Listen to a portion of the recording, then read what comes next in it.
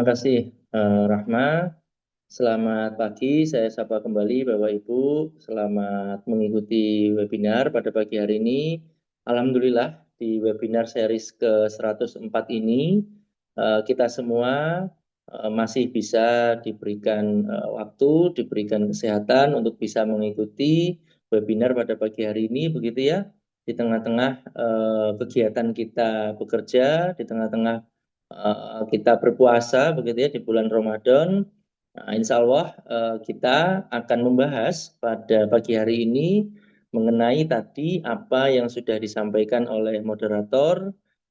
Kalau yang beberapa minggu yang lalu saya mungkin pernah menyampaikan mengenai SPT 21 di badan begitu ya, terkait karyawan.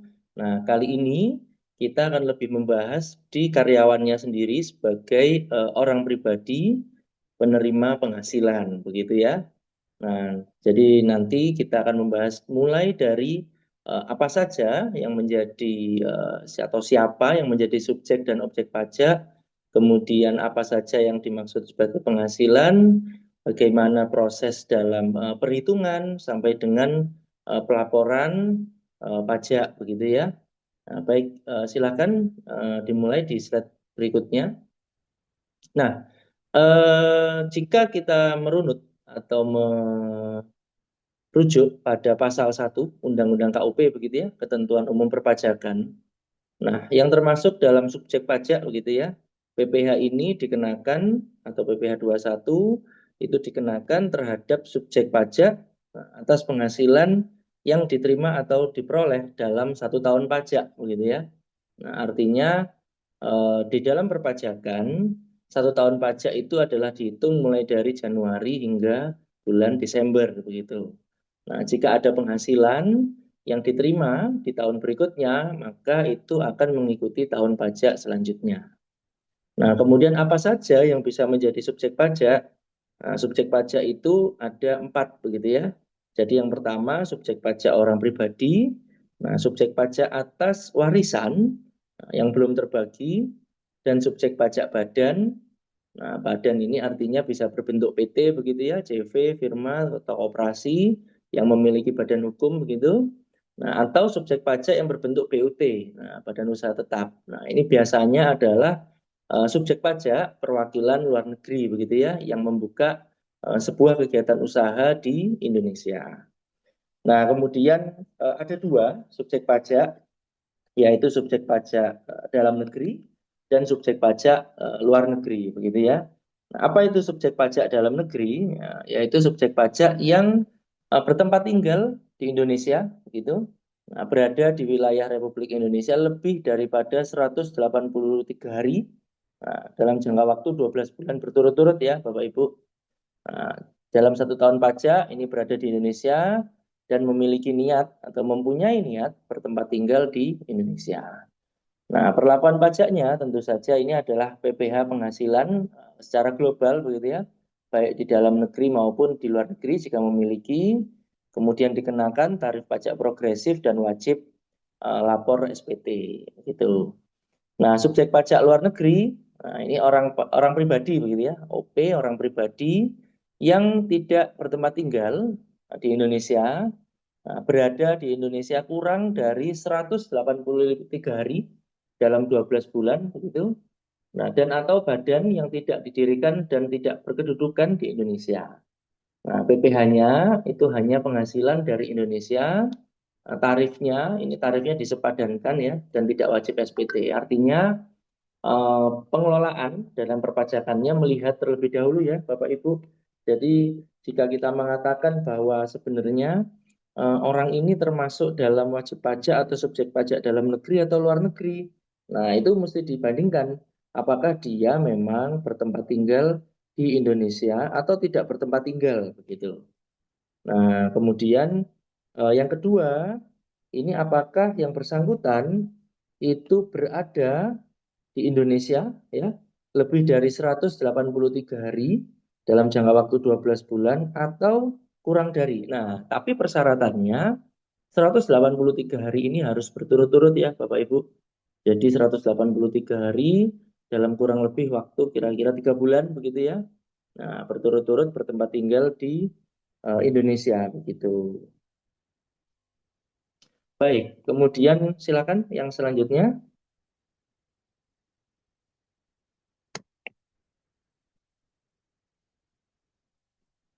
Nah, berikutnya yaitu mengenai apa yang tidak termasuk dalam subjek pajak orang pribadi, begitu ya. Nah, yang tidak termasuk dalam subjek pajak orang pribadi, nah ini ada dua, yaitu pejabat diplomatik dan konsuler, serta pejabat organisasi internasional, begitu ya.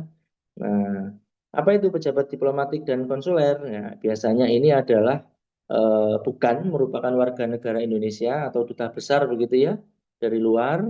Kemudian di Indonesia, yang bersangkutan itu tidak menerima penghasilan di luar jabatan atau pekerjaannya. Nah, kemudian negara yang bersangkutan ini sudah memberikan perlakuan atau penghasilan timbal balik begitu ya. Nah, jadi bisa dilihat di sini begitu ya. Nah, kemudian yang kedua yaitu pejabat organisasi internasional. Nah, pejabat organisasi internasional ini biasanya penugasan begitu ya. Nah, tentunya dia pasti bukan WNI dan tidak menjalankan kegiatan usaha atau pekerjaan yang untuk memperoleh penghasilan dari Indonesia begitu. Nah, kemudian yaitu yang ketiga yaitu WNA dengan keahlian tertentu. Nah, WNA dengan keahlian tertentu ini adalah WNA yang bekerja di Indonesia dengan keahlian tertentu. Nah, dikenai PPh hanya atas penghasilan yang bersumber dari Indonesia selama 4 tahun pertama. Nah, setelah itu diperlakukan sebagai subjek pajak dalam negeri. Nah, jadi apa saja jabatan-jabatan yang dimaksud? Nah, ini pertama yaitu tenaga ahli, kedua bisa manajer senior dari perusahaan atau direksi perusahaan tertentu gitu. Nah, cara pengenaannya itu dikenakan PPh sesuai ketentuan wajib pajak luar negeri. Nah, ini ada tarif flat atau P3B. Nah, biasanya negara-negara P3B ini sudah punya tarif-tarif di tiap negaranya. Nah, jadi tidak boleh mengenakan pajak yang sama. Jadi P3B itu adalah perhitungan pajak berganda begitu ya. Nah, terus kedua yaitu tidak perlu NPWP. Nah, makanya tidak wajib selama SPT, tidak wajib lapor SPT selama masa tersebut. Nah, bagaimana setelah 4 tahun begitu?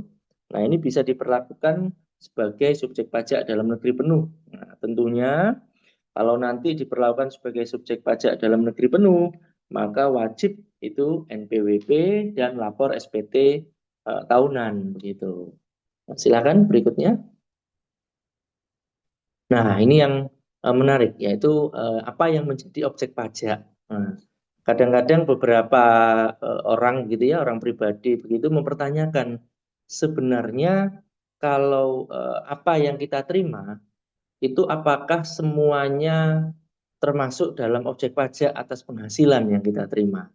Nah, di sini Bapak Ibu harus mengamati begitu ya dengan cermat bahwasannya yang dimaksud dengan objek pajak, di sini ada kata kuncinya Bapak Ibu. Jadi ketika kita mengatakan bahwa apa yang kita terima itu bisa terhitung atau bisa termasuk dalam objek pajak, itu jika setiap tambahan kemampuan ekonomis yang diterima, atau bahasa sederhananya itu, jika penghasilan yang diterima itu menambah nilai ekonomis. Nah, menambah nilai ekonomis itu bisa berupa materi atau berupa non materi. Nah, jadi setiap tambahan kemampuan ekonomis yang diterima atau diperoleh wajib pajak, ini baik dari Indonesia maupun luar Indonesia, nah, yang dapat dipakai untuk konsumsi, nah, atau menambah kekayaan wajib pajak. Nah, jadi kalau tadi kita bicara menambah nilai ekonomis, tentunya nilai ekonomis yang kita terima itu bisa kita gunakan untuk konsumsi atau menambah kekayaan wajib pajak dengan nama dan dalam bentuk apapun begitu. Nah, apa itu yang dikenakan? Yaitu pertama yang dikenai tarif umum pasal 17. Nah, itu ada berupa gaji, berupa upah, honorarium, komisi, bonus, gratifikasi, uang pensiun, dan imbalan lainnya sehubungan dengan pekerjaan atau jasa. Nah, juga bisa berupa hadiah, kemudian penerimaan laba usaha, kemudian keuntungan penjualan, dividen, surplus, nah, dan tambahan kekayaan itu dari penghasilan yang belum dipajaki begitu. Nah, terus juga termasuk yang dikenakan itu biasanya ada berupa asuransi. Nah, kita tahu bahwasannya Bapak Ibu juga menerima atau biasanya ikut serta dalam asuransi seperti BPJS, begitu ya Bapak Ibu. Nah, BPJS itu masuk dalam struktur penambah penghasilan. Nah, terus kalau kemudian disambungkan dengan yang tadi begitu ya, terus BPJS apa manfaatnya? Secara ekonomis kita tidak ada kemampuan ekonomisnya, nah, kenapa harus tambah sebagai penghasilan? Nah, kalau kita berbicara kemampuan ekonomis secara material, memang tidak ada begitu ya Bapak Ibu. Tapi secara imaterial itu ada. Nah, kalau kita membandingkan kemudian nilai materialnya di mana? Nah, kita bayangkan misalkan gitu ya, kita tidak ingin bahwasanya kita semua eh, sakit begitu ya. Nah, dengan memiliki asuransi kesehatan, tentunya ketika Bapak Ibu tidak memiliki asuransi, artinya ketika Bapak Ibu sakit, Bapak Ibu harus mengeluarkan uang untuk pengobatan, untuk rawat jalan dan sebagainya, begitu. Nah, ketika Bapak Ibu diikut sertakan di dalam asuransi, artinya nilai uang yang harusnya Bapak Ibu keluarkan itu sudah dibayarkan atau sudah dikeluarkan oleh perusahaan tanpa Bapak Ibu berarti harus mengeluarkan uang. Nah, maka dari itu kenapa asuransi yang sudah diikutsertakan dari perusahaan itu dianggap sebagai tambahan kemampuan ekonomis, di mana berarti Bapak Ibu tidak perlu mengeluarkan uang tambahan ketika sakit kecuali Bapak Ibu membutuhkan upgrade begitu ya. Biasanya kalau di BPJS itu ada upgrade mengenai layanan kesehatan begitu.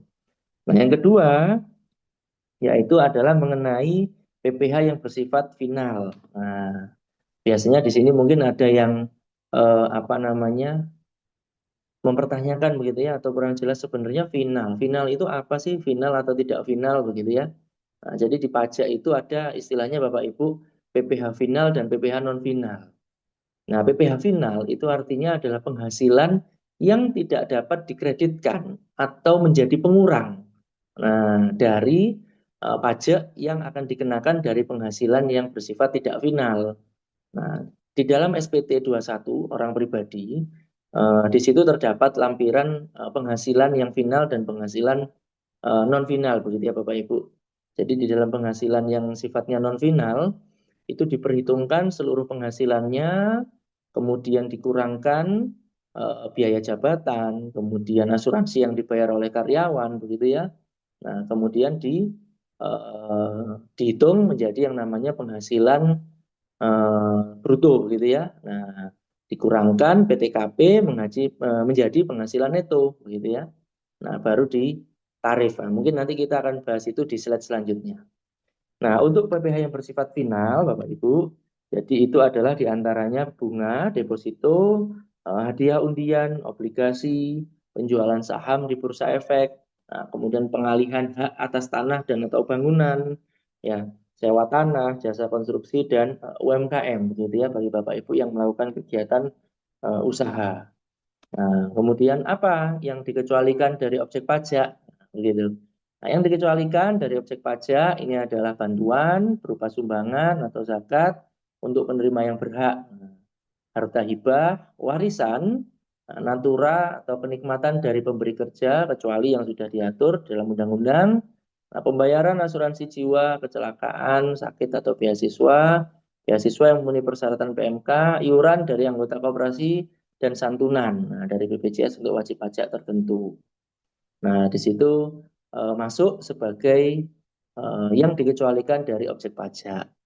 Nah, kira-kira seperti itu. Oke, silakan ke slide berikutnya. Nah, ini kita akan membahas terlebih dahulu Bapak Ibu mengenai PPh final ya untuk UMKM.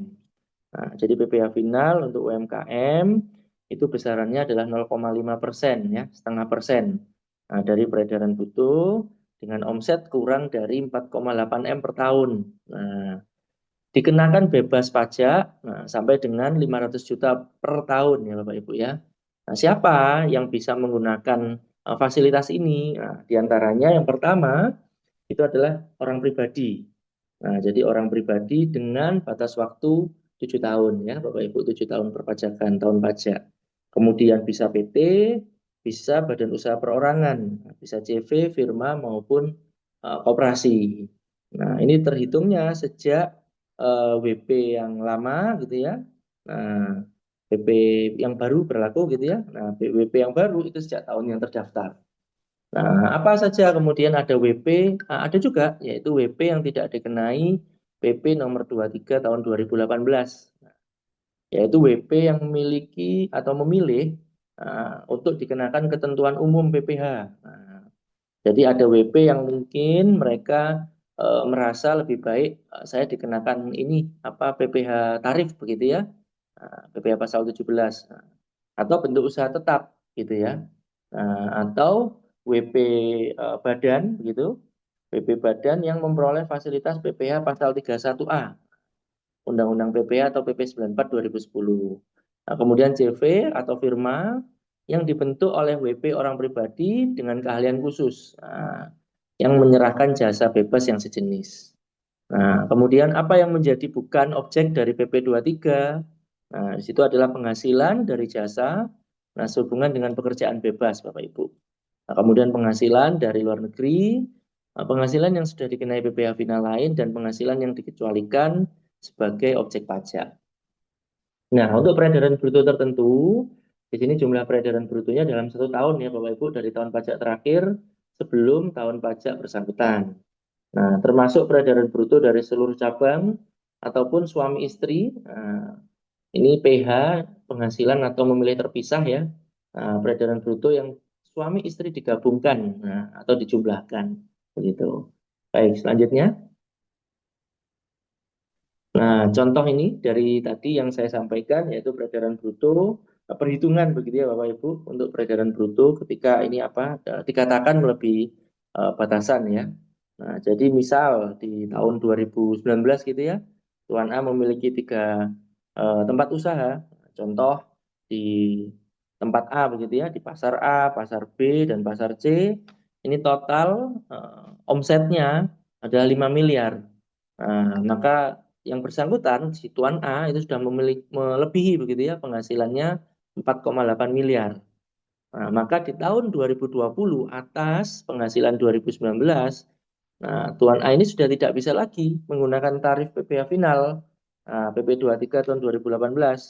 Maka diwajibkan menghitung PPh dengan menggunakan ketentuan umum. Nah, ini menggunakan norma atau pembukuan. Nah, kemudian misal di contoh kedua, nah PTA di sini dikondisikan adalah terdaftar di bulan Agustus tahun 2018. Nah, di situ PTA itu memilih di Agustus hingga Desember itu adalah PPh final 0,5%. Nah, kemudian di tahun berikutnya, nah PTA ini memilih untuk menggunakan tarif PPh pasal 17. Nah, maka PTA di sini begitu ya. Nah, ketika di tahun berikutnya, maka PTA sudah tidak lagi menggunakan tarif PPh final. Nah, jadi ketika beliau atau PTA itu memilih untuk menggunakan tarif PPh pasal 17, maka selanjutnya akan menggunakan tarif PPh pasal 17. Tidak bisa kembali lagi ke PPh PP 23 begitu. Nah, kemudian untuk UMKM begitu ya, dengan omset yang tadi 500 juta, misalkan ini dalam 1 tahun pajak, jadi mulai Januari hingga Desember begitu ya Bapak Ibu. Nah, peredaran usahanya kita katakan adalah relatif sama begitu ya, yaitu 100 juta gitu. Nah, maka jika diakumulasikan 500 juta, nah di sini untuk Januari sampai dengan Mei itu belum terhitung PPh begitu ya Bapak Ibu ya, belum terhitung pajaknya. Nah, tapi ketika yang bersangkutan itu dimulai bulan Juni sampai dengan bulan Desember, nah itu sudah mulai terhitung Bapak Ibu. Nah, sudah mulai terhitung, maka PPh terutangnya yaitu adalah 3.500.000 begitu. Baik, silakan selanjutnya. Nah, ini biasanya di dalam pelaporan begitu ya Bapak Ibu di wajib pajak orang pribadi yang mana melakukan kegiatan usaha atau pekerjaan bebas begitu ya. Nah, di sini biasanya tidak semua wajib pajak orang pribadi ini melakukan yang namanya pembukuan gitu. Nah, ada orang wajib pajak pribadi yang mungkin juga masih menggunakan pencatatan. Nah, untuk pencatatan, nah ini adalah wajib pajak orang pribadi yang nomor satu masih menggunakan norma begitu ya, kemudian yang tidak melakukan usaha atau pekerjaan bebas. Nah, tapi ketika yang bersangkutan melakukan usaha atau pekerjaan bebas, maka ini diwajibkan untuk melakukan proses pembukuan. Nah, isi daripada pencatatan itu biasanya adalah peredaran atau penerimaan bruto, atau penghasilan bruto. Nah, untuk karyawan ini adalah penghasilan bruto yang dikurangkan dan kemudian dikenakan pajak oleh atau dipotong pajak oleh pemberi kerja. Nah, kelebihan daripada pencatatan ini lebih sederhana ya Bapak Ibu ya.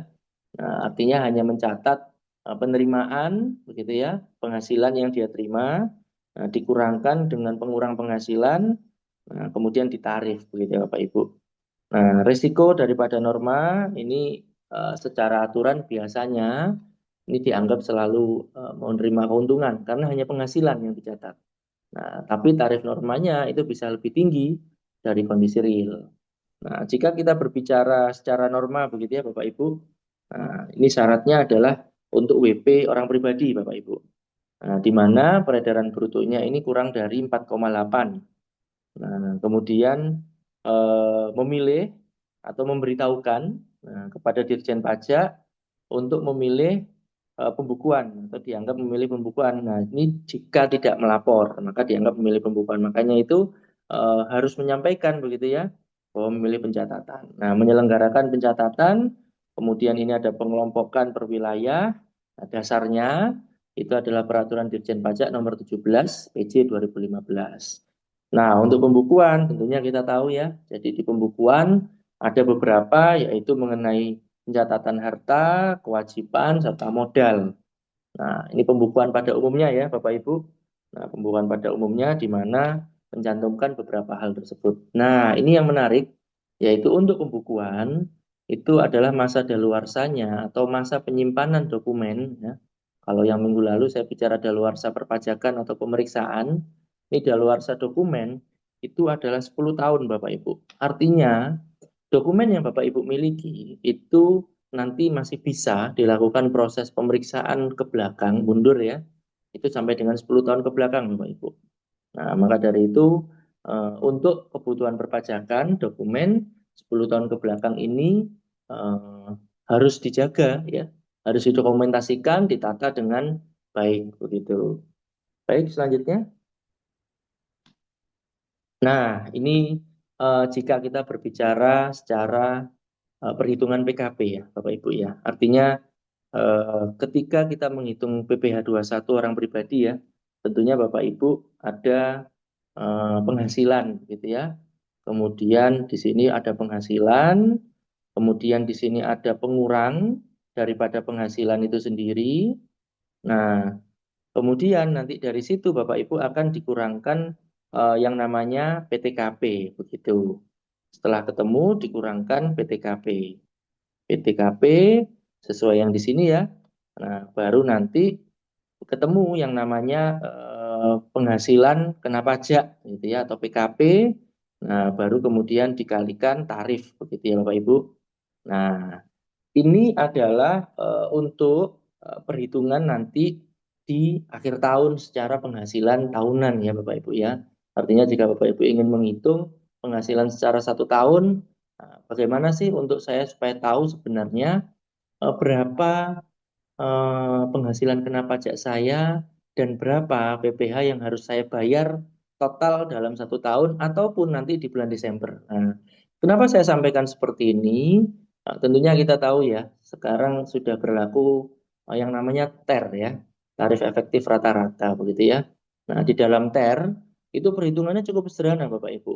Nah, di dalam TER perhitungannya cukup sederhana sehingga lebih mudah baik bagi pemberi penghasilan maupun penerima penghasilan di dalam menghitung tarif karyawan. Nah, karena sebelum TER itu berlaku, penghitungan itu adalah disetahunkan begitu ya. Jadi Januari disetahunkan, kemudian ketika dimasuk di bulan Februari, maka Januari, Februari disetahunkan dan sebagainya. Nah, untuk perhitungan yang berlaku saat ini cukup di Januari, penghasilannya berapa begitu ya. Kemudian dihitung, dikurangkan, dan dikalikan dengan TER.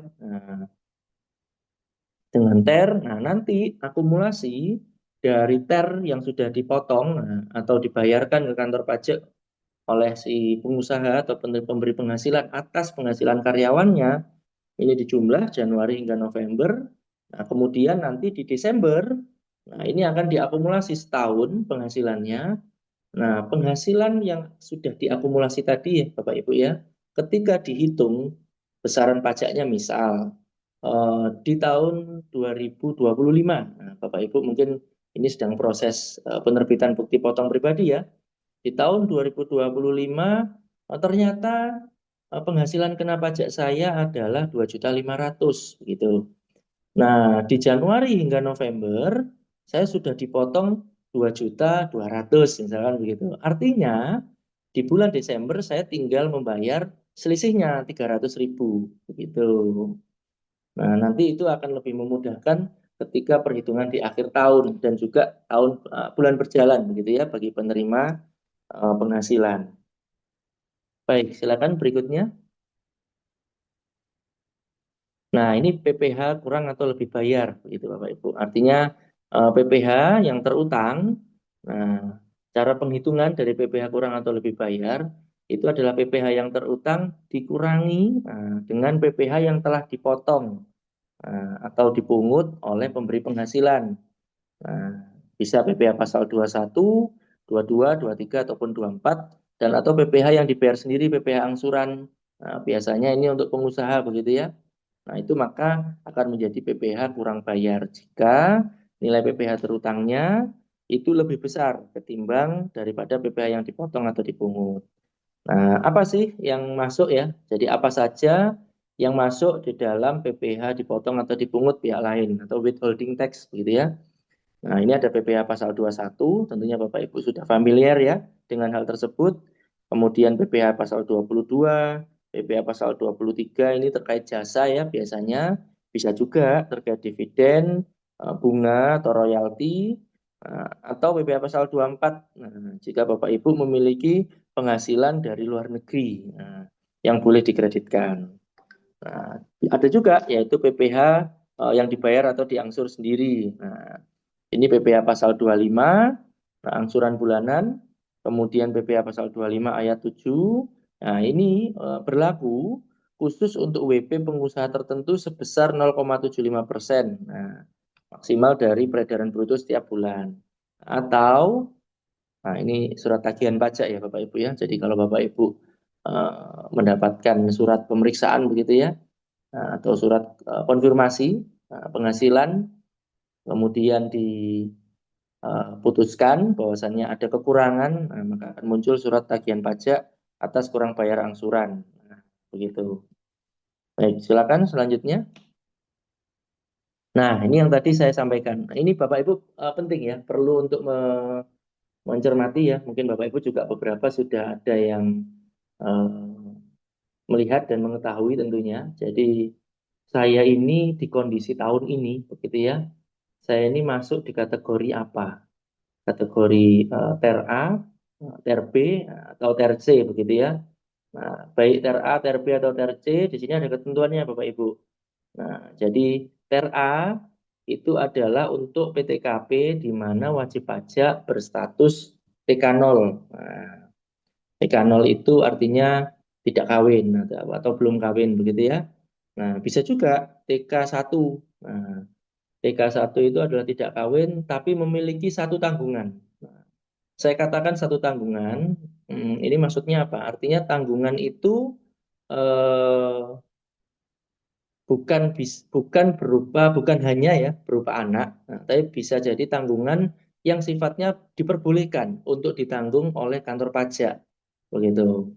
Nah, ada aturan-aturan mana yang boleh menjadi tanggungan.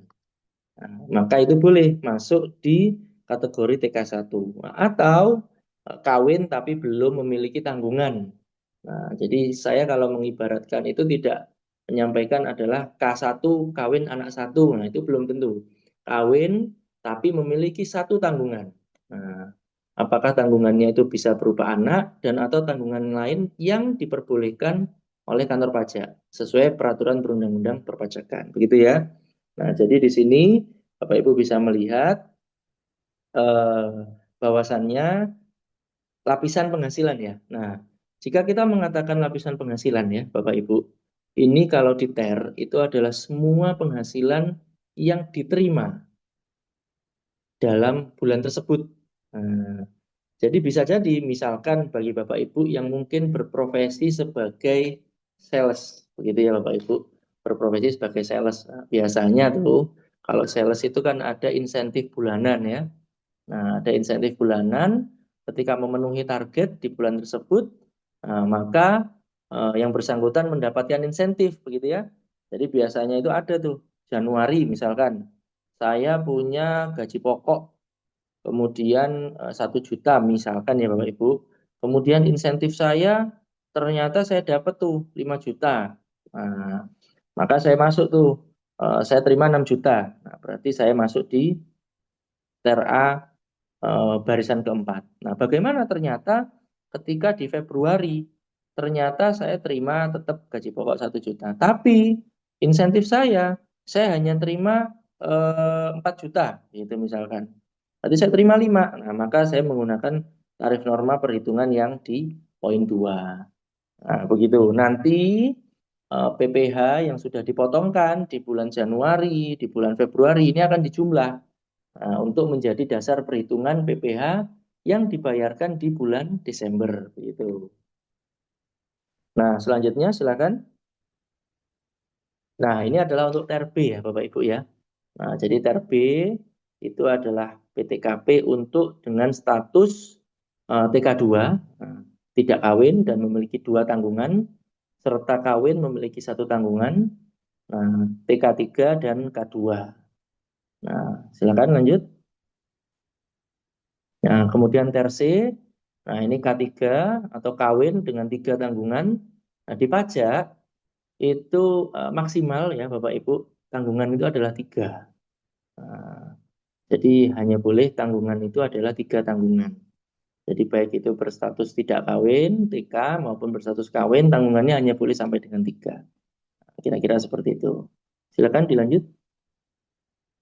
Nah, mengenai penggabungan dari penghasilan keluarga, nah ini seluruh penghasilan atau kerugian dari anggota keluarga ini digabung sebagai satu kesatuan.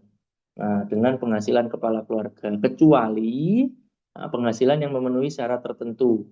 Nah, kita tahu kalau di Korteks ya saat ini penghasilan istri itu digabung dengan penghasilan suami.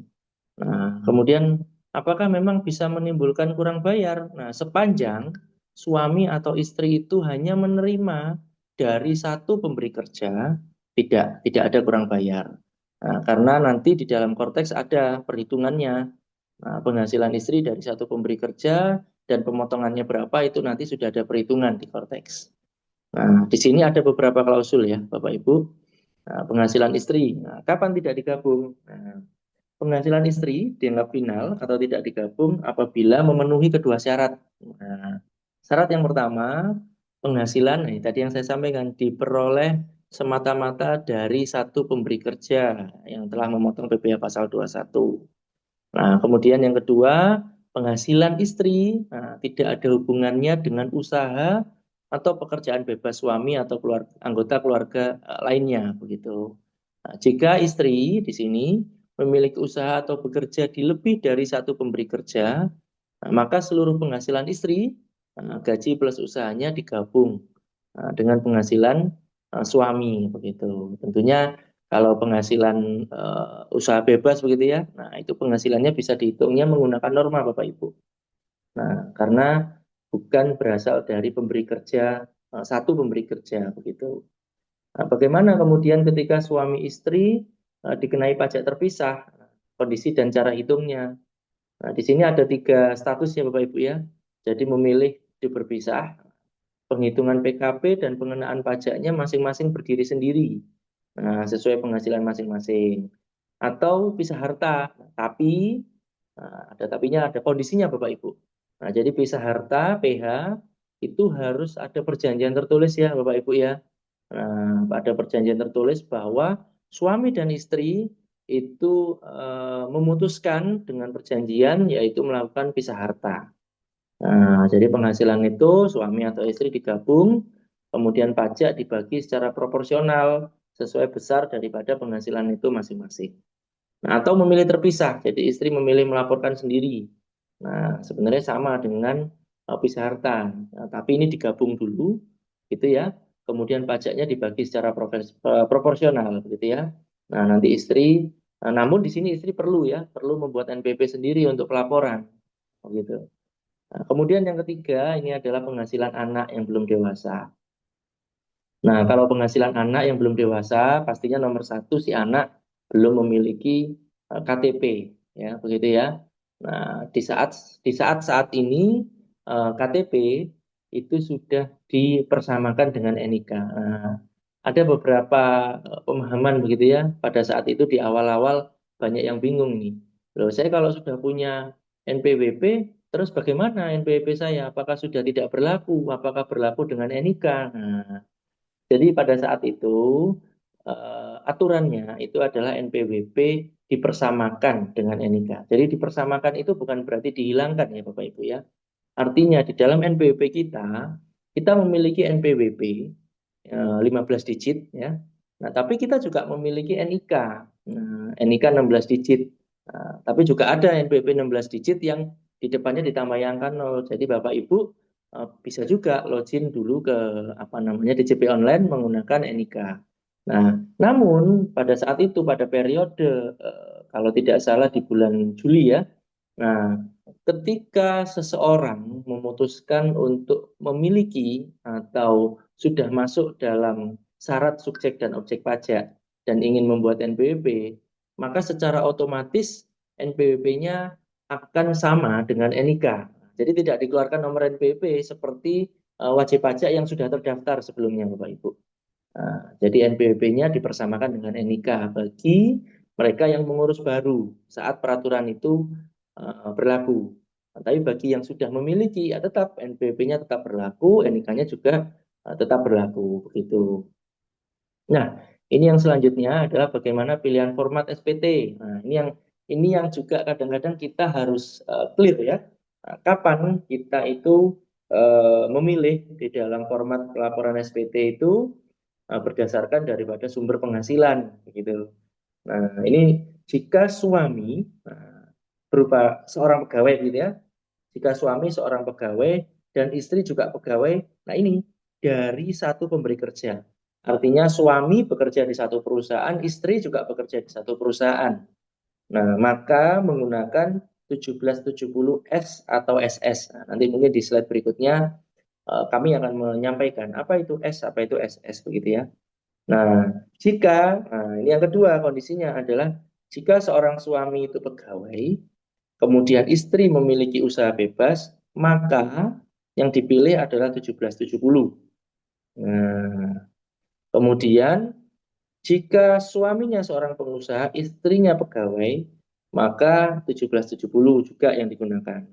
Nah, dan atau suami dan istri pegawai tapi juga punya usaha. Nah, itu maka juga menggunakan 1770 gitu ya. Nah, kira-kira seperti itu. Baik, silakan berikutnya. Nah, ini adalah wajib pajak orang pribadi pengusaha tertentu. Nah, jadi wajib pajak orang pribadi pengusaha tertentu itu adalah wajib pajak orang pribadi yang melakukan kegiatan usaha. Nah, salah satu contohnya misalkan sebagai pedagang pengecer begitu ya, yang mempunyai satu atau lebih tempat usaha, di mana melakukan penjualan barang dan atau penyerahan jasa. Nah, di sini jika kita memperbandingkan ya antara PP 23 di tahun 2018 dengan WP dengan pengusaha tertentu. Nah, kalau kita menggunakan PP 23 itu sifatnya final ya Bapak Ibu ya. Artinya tidak bisa dikreditkan. Jadi seluruh usahanya yang dibayar PPh-nya ya itu yang nanti akan dilaporkan, yang harus dibayar dan dilaporkan begitu ya. Nah, tapi bagaimana dengan PMK 215? Nah, ini tarifnya 0,75%. Nah, ini tidak final, jadi bisa dikreditkan Bapak Ibu. Nah, dan berlaku bagi semua omset. Nah, nah di sini untuk PMK 215 ya Bapak Ibu ya. Jadi di sini pertama jelas memiliki NPWP. Nah, kemudian terdapat angsuran. Nah, sifat angsurannya itu nanti bisa dikreditkan dalam SPT tahunan PPh bukan final ya Bapak Ibu ya. Jadi Bapak Ibu tetap harus berhati-hati di dalam melaporkan penghasilan ya, antara memasukkan penghasilan yang sifatnya final dan atau bukan final begitu ya. Nah, kemudian dilaporkan dalam SPT masa PPh pasal 25 setiap bulan. Nah, apa perbedaannya dengan PP 23? Nah, kalau PPh 25 itu dapat dikreditkan Bapak Ibu. Tapi PP 23 itu bersifat final dan tidak dapat dikreditkan begitu. Baik, silakan selanjutnya.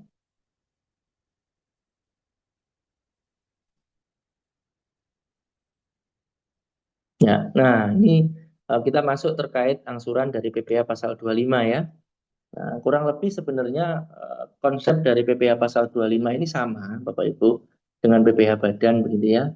Artinya dari PPh yang terutang atas SPT tahun pajak. Nah, jadi begini, katakan Bapak Ibu sekarang ini menghitung untuk tahun pajak ya, tahun pajak 2025 ya, Bapak Ibu ya.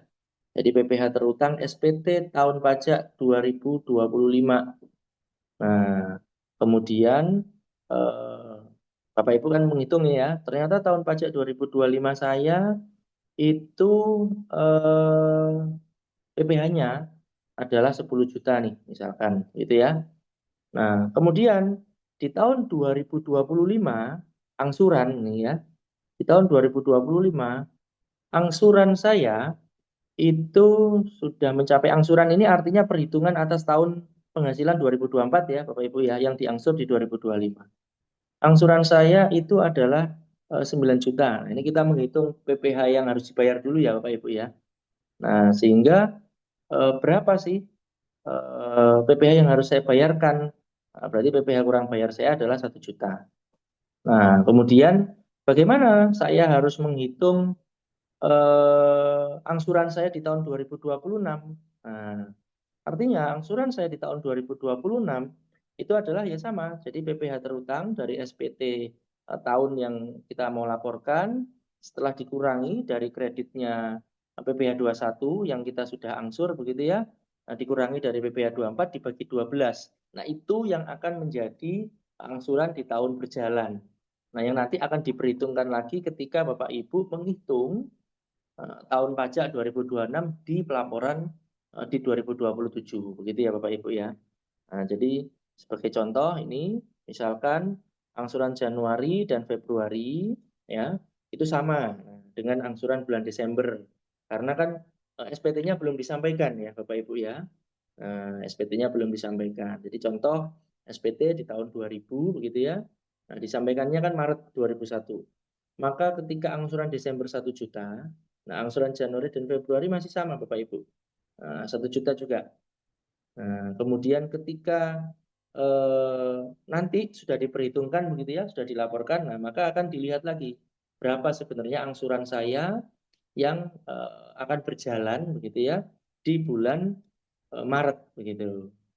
Nah, kemudian bagaimana jika saya punya SKP, nah, surat ketetapan pajak ya Bapak Ibu ya. Nah, surat ketetapan pajak, apakah saya bisa dilakukan proses penghitungan ulang untuk angsuran berdasarkan SKP? Nah, misalkan angsuran berdasarkan SPT adalah 1.250.000. Nah, Juni 2001 terbit nih SKP untuk tahun 2000. Nah, angsuran barunya 2 juta. Maka berlaku mulai Juli 2001, nah, angsurannya itu adalah sebesar 2 juta. Nah, ini adalah ketika nanti Bapak Ibu dikonfirmasi begitu ya atas penghasilan di tahun 2000. Nah, dikonfirmasi atas penghasilan tahun 2000, bahwasannya ternyata di tahun 2000 itu harusnya angsurannya tidak 1.250.000, nah, tapi angsurannya harusnya 2 juta, maka harus disesuaikan di bulan Julinya, begitu. Nah, terus kemudian di sini ada ketika WP baru, begitu ya Bapak Ibu. Nah, WP baru, PPh pasal 25 ayat 7. Nah, untuk WP baru, nah ini Bapak Ibu misalkan baru di 2026 begitu ya. Nah, WP baru yang belum punya SPT tahunan 2025 gitu ya. Nah, ini penghitungan angsurannya di 2026 ini dihitung dari estimasi penghasilan Bapak Ibu. Nah, penghasilan tahun berjalan. Jadi misalkan Bapak Ibu punya penghasilan gitu ya 1 juta misalkan. Nah, dikali 12 ya ini perhitungannya dikali tarif dibagi 12. Nah, jika dimulainya Maret, nah, maka penghasilan itunya dikalikan 10 bulan. Nah, sesuai kapan Bapak Ibu mulai mendaftar. Nah, untuk mengangsur. Nah, untuk sebagai dasar perhitungan angsuran Bapak Ibu. Nah, kemudian ada juga Bapak Ibu kewenangan atau penetapan secara jabatan ya dari Dirjen Pajak. Nah, di sini DJP itu bisa berwenang menetapkan angsuran yang berbeda. Nah, apabila wajib pajak berhak menerima kompensasi kerugian, nah, atau ketika memperoleh penghasilan yang tidak teratur, atau nah ini adanya SPT yang terlambat Bapak Ibu ya. Jadi Bapak Ibu nanti untuk orang pribadi jangan lupa ya, setelah libur Lebaran ya, di 31 Maret itu adalah batas waktu terakhir pelaporan SPT 21. Nah, jadi saran saya kalau memang mau pelaporan itu jangan mepet-mepet ya Bapak Ibu ya. Apalagi sekarang sistemnya sudah online, dikhawatirkan jika kita semua laporannya mepet begitu ya, satu Indonesia, khawatir nanti akan terjadi kendala begitu ya. Nah, jadi kalau bisa mungkin bisa bersiap apakah tanggal 30 atau tanggal 29 atau 28 ini sudah lapor. Nah, kita semua kan lapornya secara online ya Bapak Ibu ya, melalui Vertex ya. Nah, jadi tidak perlu uh, mepet begitu ya, mepet batas waktu. Nah, bisa juga yaitu adalah WP yang membetulkan SPT. Nah, sehingga angsuran barunya lebih besar begitu Bapak Ibu. Nah, atau terjadi perubahan daripada keadaan usaha begitu ya. Baik, selanjutnya. Nah, ini yang tadi saya sampaikan ya Bapak Ibu. Eh, Kapan kita menggunakan atau sebenarnya apa sih pelaporan daripada 1770 baik itu SS, S maupun 1770 biasa. Nah, sederhananya ya Bapak Ibu ya. Jadi kalau saya mulai dulu dari 1770 SS ya. Sederhananya itu ada 2 poin kalau saya lihat. Jadi yang pertama, Bapak Ibu bekerja dari satu pemberi kerja. Jadi ini satu pemberi kerja dan penghasilan bruto dalam 1 tahun tidak lebih daripada 60 juta. Nah, jadi kalau dia bekerja hanya di satu tempat dan penghasilannya tidak lebih daripada 60 juta, maka menggunakan SS.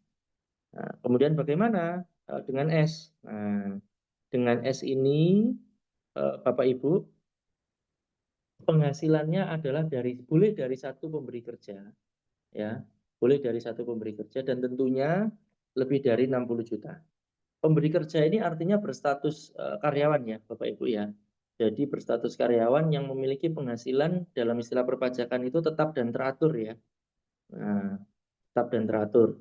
Artinya setiap bulan sebagai seorang karyawan yang bersangkutan itu memiliki penghasilan yang selalu relatif sama. Nah, teratur. Nah, itu makanya menggunakannya 1770S.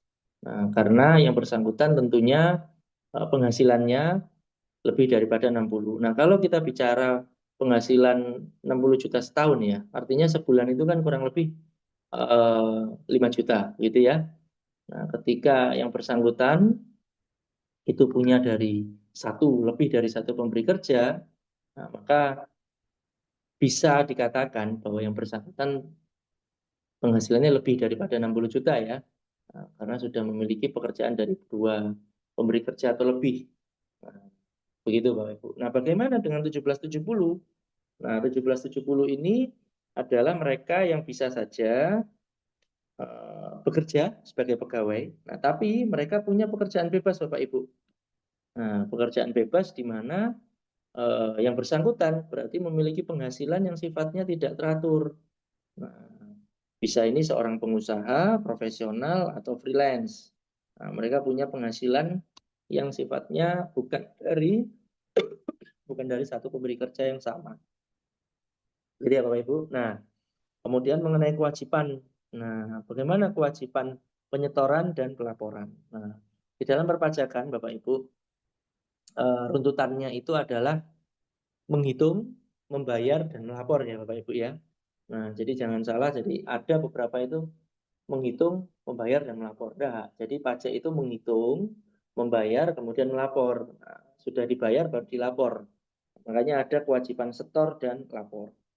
Nah, untuk SPT tahunan, batas waktu setor dan lapor ini akhir Maret tahun pajak berikutnya, Bapak Ibu. Nah, jadi kita punya dua kewajiban. Setelah dihitung, kita harus membayar. Setelah dibayar, kita lapor. Maka itu jangan mepet-mepet. Kalau bisa, sebelum batas waktu terakhir 31 Maret ya. Nah, supaya tidak terjadi kendala. Nah, yang kedua, yaitu di SPT PPH, SPT masa PPH 25. Nah, ini untuk yang memiliki angsuran.